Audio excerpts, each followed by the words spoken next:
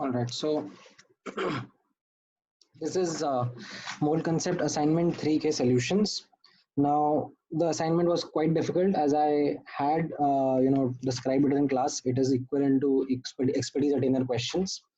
So if you would have taken time and tried to solve the questions and आपसे कुछ खास solve नहीं हो पाया, it's absolutely okay because the assignment was quite difficult, right, at the level at which you are.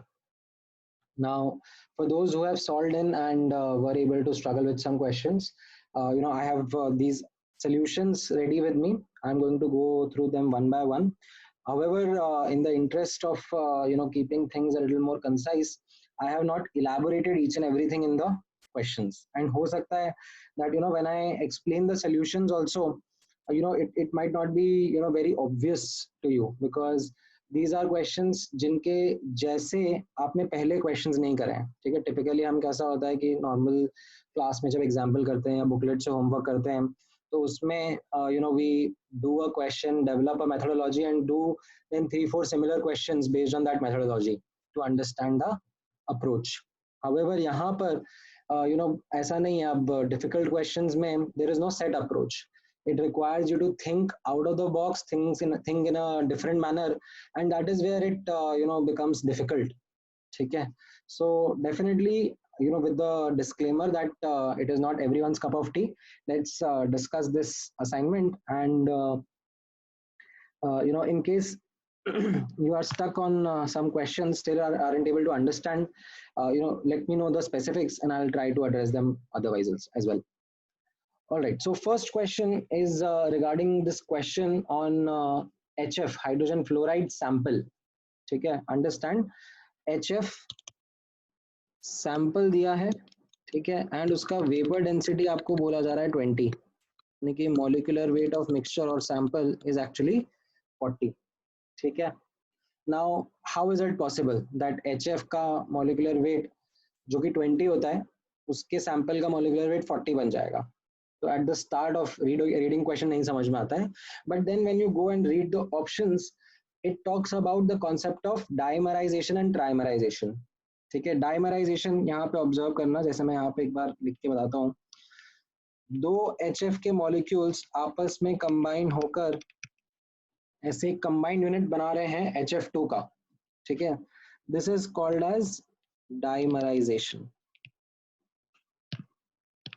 ठीक है, similarly अगर तीन HF के यूनिट्स आपस में कंबाइन होकर एक यूनिट बना रहे हैं, this is called as a trimer और the process is called as trimerization. ठीक है, एंड सिमिलरली अगर तीन से ज्यादा हो गए तो you can continue this, let me rewrite this, you can continue this and if n molecules combine तो हम उसे पॉलीमराइजेशन बोल देते हैं. ठीक है, नाउ अब ऑब्जर्व करना that because of this process what happens is that the total moles they actually decrease whereas mass remains conserved. mass तो conserved ही रहेगा, mass तो constant ही रहेगा, तो इससे molecular weight of mixture बढ़ जाता है.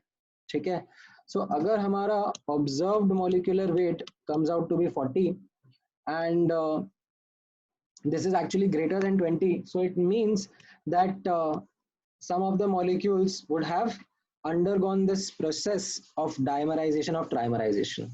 ठीक है, तो इतना बेसिक, इतना एक नया कॉन्सेप्ट समझने के बाद में अब इस पर और कैलकुलेशंस आपको देखनी है.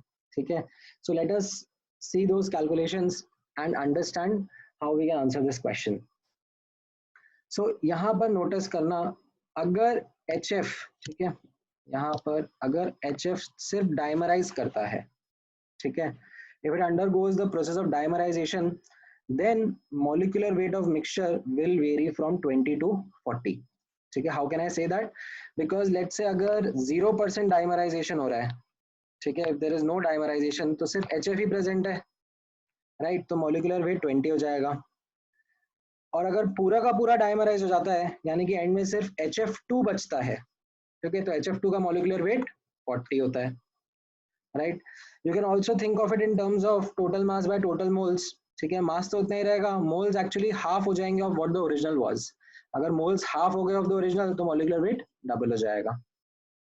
ठीक है, so this rules out option A because dissociation होने पर, ठीक है, डिसोसिएशन होने पर what we are seeing that, अच्छा ए ऑप्शन के बारे में एक्चुअली मैंने बात नहीं करी, बट अगर डिसोसिएशन हो रहा है, HF इज गोइंग इनटू से H2 एंड F2, ठीक है, hydrogen gas and fluorine gas, तो यहाँ पर आप देखोगे, ऑब्जर्व करोगे तो 1 मोल से हाफ प्लस हाफ मोल यानी कि 1 मोल ही बन रहा है। ठीक है, so actually there is no change in mass, there is no change in moles as well, so molecular weight of mixture remains 20। ठीक है, इवन इफ डिसोसिएशन हो रहा है, तो ए ऑप्शन तो यहाँ पर रूल आउट हो ही गया, ए ऑप्शन इज इनकरेक्ट क्योंकि मॉलिक्यूलर वेट ऑफ मिक्सचर 40 दिया गया है।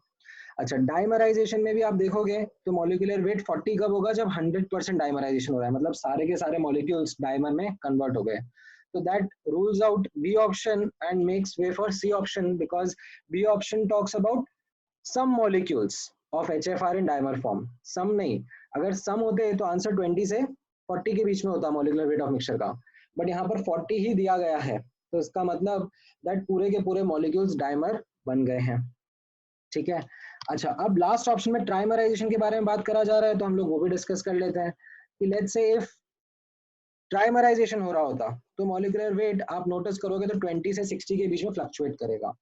Why is it so? Because 20 will be the case of 0% trimerization, सिर्फ HF है, एंड अगर 100% ट्राइमराइजेशन हो जाता, पूरा का पूरा HF3 में चला जाता, तो आपका मॉलिक्यूलर वेट 60 हो जाता। ठीक है, by the same logic as described above. अब मॉलिक्यूलर वेट 20 दिया हुआ है मिक्सचर का, यानी कि इन दोनों के बीच में है, तो आप अज्यूम करके कैलकुलेशन करके कर सकते हो कि कितना ट्राइमराइजेशन होगा, पार्शियल ट्राइमराइजेशन होगा यहाँ पर, एज यू कैन सी। ठीक है, because it is the molecular weight is coming between 20 and 60। अब कितना ट्राइमराइजेशन हो रहा होगा अगर आप कैलकुलेट करोगे तो शायद आपको समझ में आ जाएगा। ठीक है, एंड आंसर 50% नहीं होगा। ठीक है, 50% will actually be incorrect answer अगर आप इसमें डिटेल में जाओगे कैलकुलेशन की। And if you want to actually get into details तो इसमें क्वेश्चन नंबर 6 to 8 जो क्वेश्चंस हैं, ठीक है, इसी असाइनमेंट में, उसमें इसी एस्पेक्ट पे थोड़ी डिटेल कैलकुलेशंस करी हुई हैं। All right, so first question itself, a very heavy question, not something easy to understand. I do not think कि some students would have got it, but if you have really got the answer, then really मतलब nice, you are actually able to solve good questions. All right, then second question में non स्टोइशियोमेट्रिक compound, ठीक है, non स्टोइशियोमेट्रिक compound ऐसे कुछ लिखा हुआ है। ठीक है, मे बी नया है, आप लोगों को नहीं पता है अभी ये, बट दैट्स ओके, इट्स की definition and all is not something which is relevant. All you have to do is use the formula that percentage by mass of element in a compound is contribution in molecular weight upon molecular weight into 100%। ठीक है, ये एक simple सा formula आपको use करना है, and for the given cases this and this you can compute the percentage by mass of the elements present inside and then comment upon कौन सा बड़ा है कौन सा छोटा है। ठीक है, so non stoichiometric word was just to throw you off guard, something new आपने नहीं देखा हो, but that's something which is still immaterial because the problem solving methodology remains the same.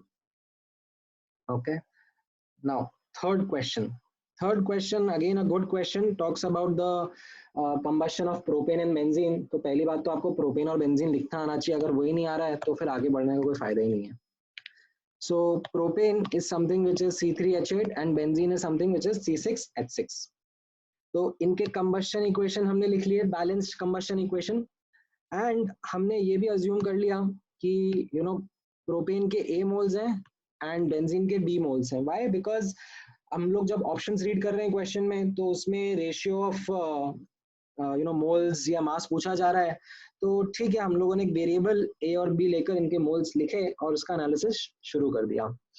अब as part of the data given in the question, it is mentioned that moles of O2 is 3A plus 6B, and in fact आप analysis पूरा कर लो. First reaction में आप देखोगे तो propane के reaction में, in the first reaction if you will notice, A मोल से CO2 के 3A मोल्स बनेंगे एंड वाटर के 4A moles बनेंगे. How come that is there? Because of the stoichiometry.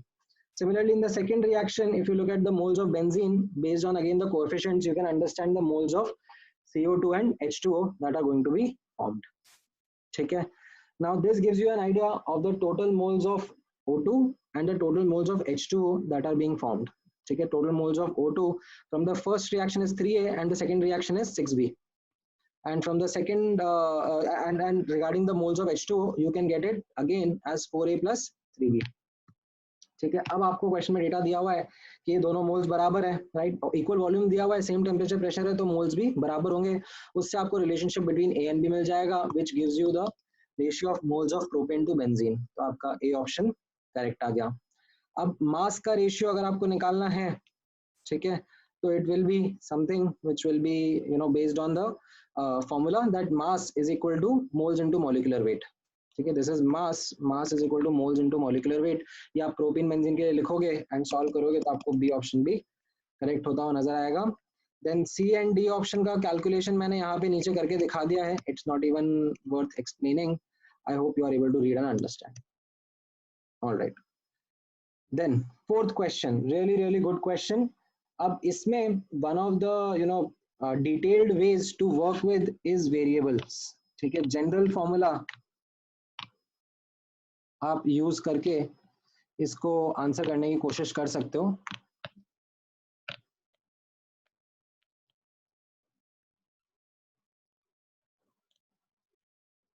जैसा मैंने यहाँ पे करके दिखाया है, और you could have taken examples also. ठीक है, मान लो आपको same number of carbon atoms वाले एल्कीन एंड एल्काइन चाहिए, तो may be C2H6 C2H4 and C2H2 would do. ठीक है, तो ये आपके alkene and alkyne with the same number of carbon atoms हो गए. ठीक है, you could have also taken the case of or example of these hydrocarbons जहाँ पे same number of hydrogen atoms है. So it could be say CH4 alkane हो गया, C2H4 alkene हो गया and C3H4 आपका alkyne हो गया. ठीक है, and based on this आप analysis करके comment कर सकते हो. write down their combustion equation, balanced equation, and then comment किस में ज़्यादा O2 लगेगा, किस में ज़्यादा product form होगा. All of that is something easy to do. यहाँ पर मैंने जो solution लिखा है उसमें मैंने balanced equation लिखे हैं, but in terms of variable, and I have taken P, Q and R as the general case for these three compounds. And इनके मैंने balanced equation आपके सामने लिख दिए हैं. अब अगर P, Q, R बराबर है, that is what is meant by the same number of carbon atoms, तो आप moles of oxygen atoms compare करना. ठीक है, मोल्स ऑफ ऑक्सीजन एटम्स आप कंपेयर करोगे तो आपको कैसा दिखेगा, यहाँ पर दिखेगा 3p plus 1/2, 3q/2 and 3r minus 1/2. Now since p, q and r are equal, so you can easily comment that which of the three is smaller and which is bigger. ठीक है, so यहाँ पर as you can see that 3p plus 1/2 will be definitely greater. So alkanes के case में O2 consumed will be highest. And if you want to look at the water molecules that are formed, so that is also something which is highest in the case of alkanes only. ठीक है, water molecules भी alkane के case में ज़्यादा बन रहे हैं. As you can see that P plus 1 Q and R minus 1, अगर P, Q and R बराबर है तो water molecules in case of alkanes are actually coming out to be more. ठीक है, now in case of the second scenario जहाँ पे hydrogen atom बराबर है, so this becomes the relationship between P, Q and R. And now if you do the computation of the oxygen molecules, right, you will find that in this case, ठीक है, थोड़ा सा मेहनत लगेगी, थोड़ा सा मैथ्स आपको करना पड़ेगा. I am not getting into details of it, but you will find that alkynes के केस में अभी O2 consumed ज़्यादा आ रहा है. ठीक है, and definitely P, Q, and R represents the molecules of or moles of CO2. So you can clearly see that R ka amount will be greater, and hence the CO2 molecules in case of alkynes only are coming the highest. ठीक है, तो ये variable के terms में था. If you do not wish to go in variables तो आप ये वैल्यूज वाले एग्जांपल भी लेकर आगे बढ़ सकते हो. All right. Coming to the fifth question. Fifth question is again a good question in which there are two reactants P4 and O2 which can combine to form two products, either P4O10 or P4O6, or it can happen simultaneously as well. ठीक है, parallel reaction भी हो सकते हैं. Now, given the data, ठीक है, P4 के moles दिए हैं 0.01, ठीक है, बहुत ही कम अमाउंट में मोल्स, एंड O2 के मोल्स दिए 0.25. तो मुझे एक क्वेश्चन में पूछा जा रहा है कि लिमिटिंग क्वांटिटी में कौन रहेगा. तो अगर मैं यहाँ पे ऑब्जर्व करूँ ये सिंपल स्टेटमेंट कि एक्सेस रिएजेंट वो होता है जो कि जरूरत से ज्यादा प्रेजेंट होता है, ठीक है, तो then I can do that computation based on the reactions that is given. So if I look at the first reaction, ठीक है, फर्स्ट रिएक्शन में आप नोटिस करोगे P4 plus 5O2, ठीक है, गिव्स P4O10. तो अगर इसके 0.01 मोल्स हैं तो max moles of O2 required will be 0.05, ठीक है, एंड दिए हुए 0.25, ठीक है, तो इस रिएक्शन के हिसाब से भी O2 ज्यादा है, P4 लिमिटिंग होगा. अगर मैं ये मान लूं कि पूरा का पूरा P4 सेकेंड रिएक्शन से कंज्यूम हो रहा है, फर्स्ट रिएक्शन हो नहीं रहा है, तब भी I come to the same conclusion. As you can see P4 के मोल्स 0.01 है, and O2 के moles, if I do that computation, it comes out to be 0.03, which is still much higher than the given moles of O2, which are 0.25, right? So we can easily conclude here that the moles of O2 which are given are much more than the required quantity. So that means O2 is the excess reagent and P4 is the limiting reagent, right? So this means A option is correct, whereas B option is incorrect. Now, if you look at the maximum mass of the products formed, तो अगर P4O10 का maximum mass बनाना है तो मतलब आप सिर्फ first reaction ही कराओ, second reaction मत कराओ, and based on that you do the computation, you get the mass of P4O10, which makes the C option incorrect. Similarly, if you want maximum mass of P4O6, then you only let the second reaction happen. Okay, do not let the first reaction happen, and as a result, you will understand that the mass of P4O6 form is 2.2 grams. तो इसका मतलब D option is also incorrect, right? अब यहीं पे trick था, question में actually पूछा था which of the following statements are wrong. So that means B, C, D are your answer because B, C and D are the incorrect options. ठीक है, तो डिफिकल्ट क्वेश्चन है, उसमें ऊपर से एक छोटा सा ट्विस्ट भी डाल दिया तो इंश्योर कि आप गलत करो ही करो. ठीक है. Now these were the one or more than one choice based questions. Now let's come to the paragraph based questions. The first paragraph is based on that concept of dimerization and trimerization, which I just spoke about in the first question itself. Now, if you look at the question and understand the language of it, इसमें बोला जा रहा है कि HF gas, ठीक है, starting में only HF molecules present है, ठीक है, you had only HF present in the container, ठीक है. So I started by taking 1 mole of HF. ठीक है, you could have assumed a variable also, but variable से थोड़ा सा और difficult हो जाता है, इसके लिए मैंने एक वैल्यू मान लिया क्योंकि आगे क्वेश्चन में एक्चुअली कोई और मोल्स का डेटा नहीं दिया हुआ है, ठीक है, there is no hard data on the actual number of moles in the rest of the question, so that's why I took the initial moles as 1. ठीक है. अब उसके बाद बोला जा रहा है that after some time what happens is that in this container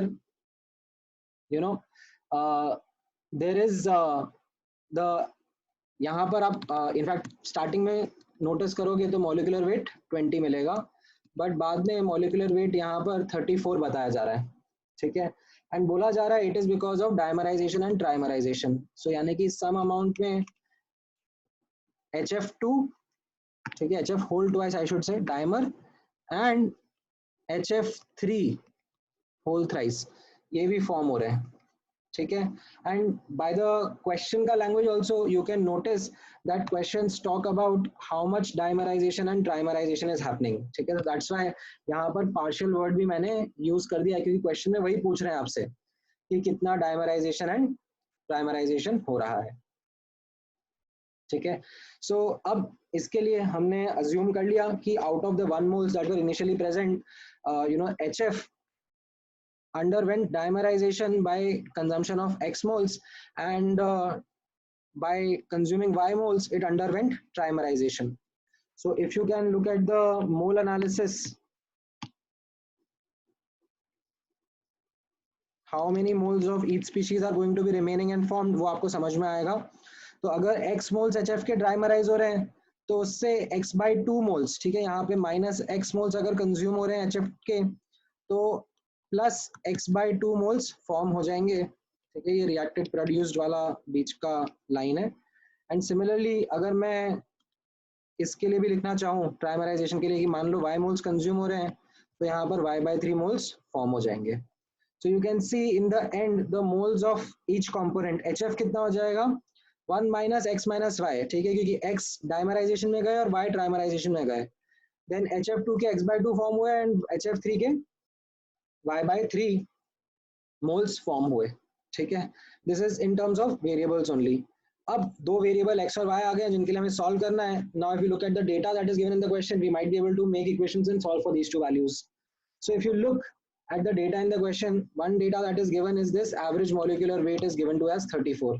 Average molecular weight is total mass by total moles. So mass तो कंजर्व हो गया क्योंकि स्टार्टिंग में मैंने 1 mole, ठीक है, 1 mole of HF लिया था, right? So this implies the mass is 20 grams only. तो न्यूमरेटर में as it is रह गया एंड डिनोमिनेटर में अब फाइनली मोल्स आ गए टोटल. तो ये टोटल मोल्स मैंने ऐड करके यहाँ पे लिख दिए. तो that made up the first equation.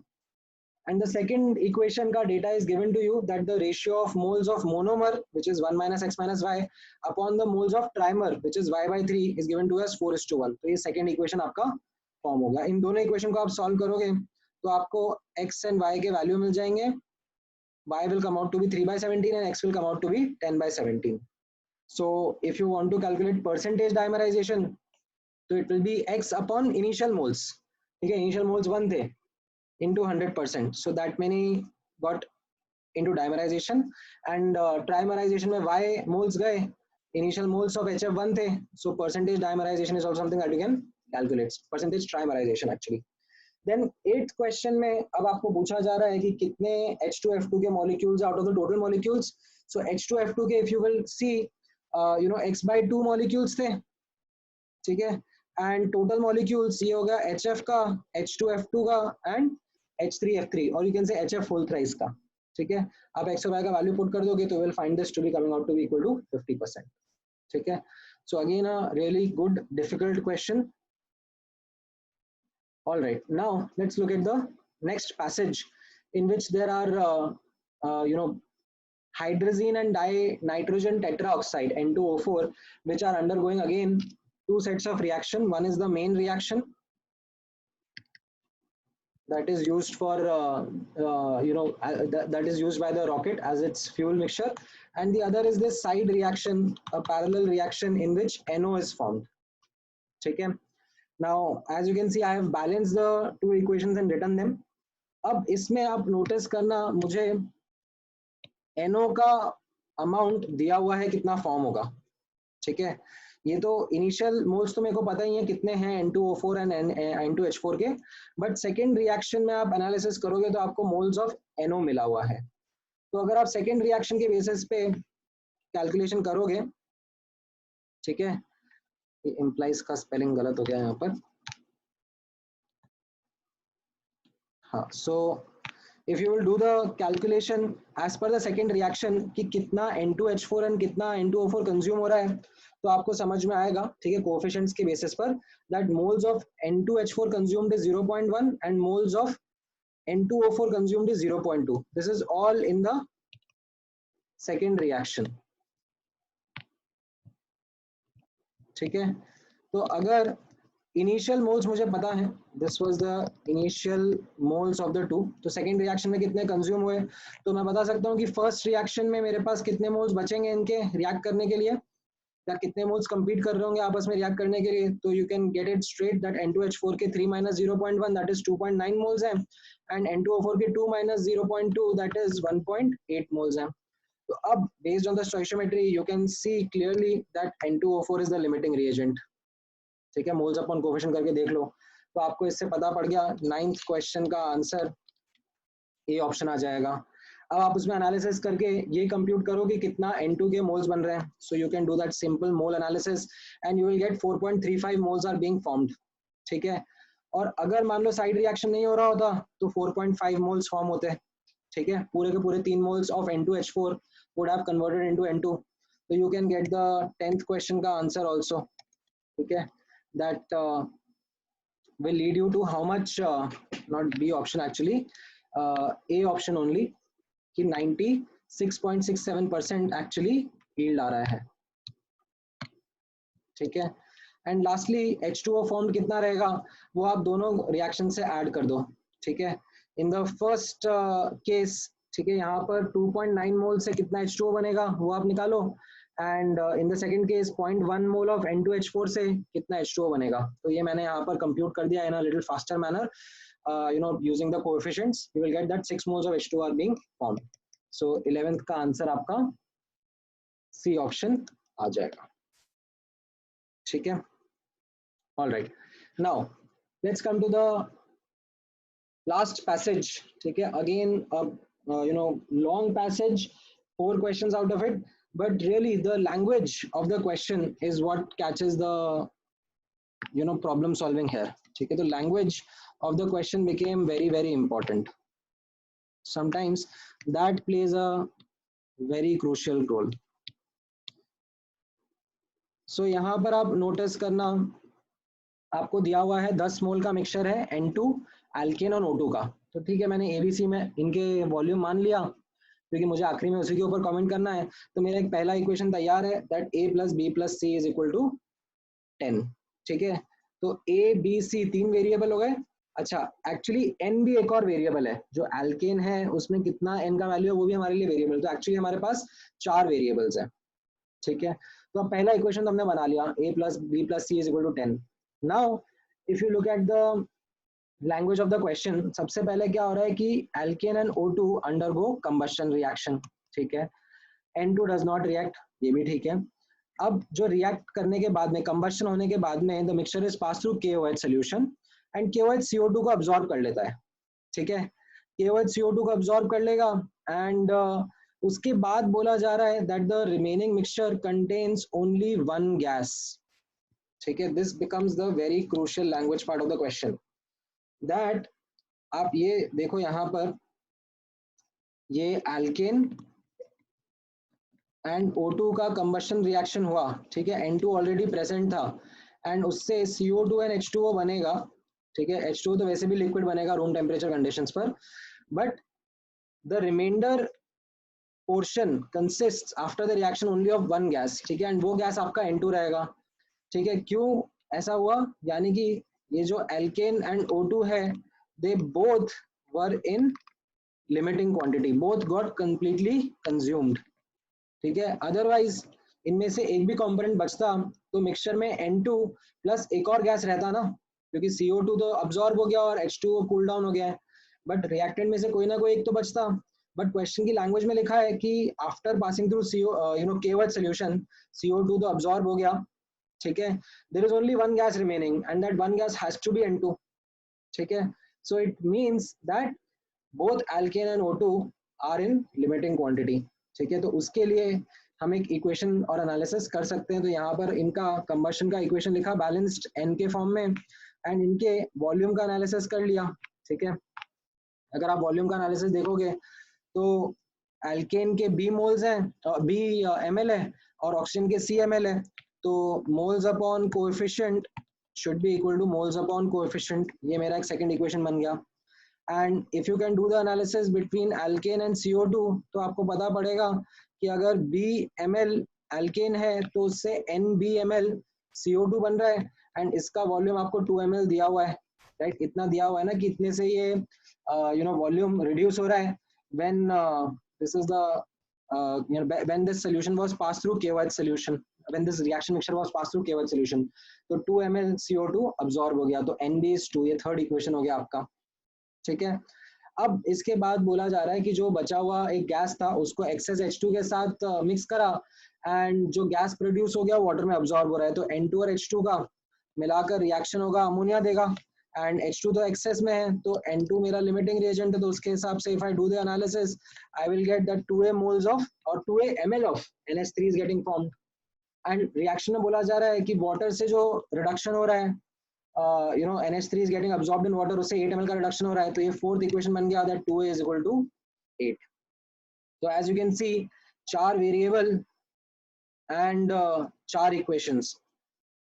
ठीक है, you can rework and see how it came, and then you solve, you will get the value of A, B, C and N as well. ठीक है, so based on this you can answer the 4 questions that are there in the assignment. ठीक है, so difficult set of questions, pretty sure that not everyone will be able to catch the solutions as well. ठीक है, questions भी difficult है, ऐसा नहीं है कि मैंने solution एक बार में बता दिया तो सबको समझ में आ जाता है. These are really good questions, something which requires more practice and reworking on the solutions. So आपके पास वीडियो है, if it requires you to rework, then you can rewatch the explanations, and if at all, as I said, you are still stuck, I would be more than happy to solve your doubts over WhatsApp, but you have to be specific in terms of what you did not understand, and then we will have a constructive discussion over it. All right, chalo. Thank you guys. Let's close the video.